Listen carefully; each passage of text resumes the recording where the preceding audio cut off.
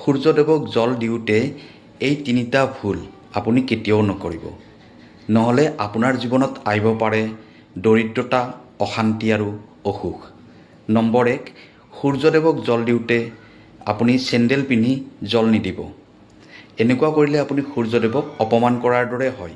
Number 2, সূৰ্যদেৱক জল দিয়াৰ সময়ত খং, মনত বেয়া চিন্তা, কাজিয়া পেচাল একেবাৰে নকৰিব। শান্ত মনেৰে ওম হ্ৰিং হ্ৰিং শ্ৰী সূৰ্যায় মন্ত্ৰটো জপ কৰিব। নম্বৰ 3, সূৰ্য উদয় হোৱাৰ বহুত দেৰিৰ পিছত জল নিদিব।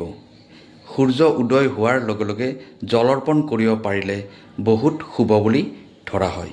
বিশ্বাস কৰা হয় যি মানুহে নিয়মমতে সূৰ্যদেৱক জল অৰ্পণ কৰে তেওঁৰ জীৱনত বৃদ্ধি পায় শক্তি, মান সন্মান আৰু সৌভাগ্য।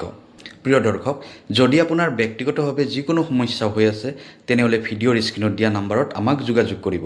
আমি আপোনাৰ সমস্যাসমূহ সমাধান কৰিবলৈ চেষ্টা কৰিম।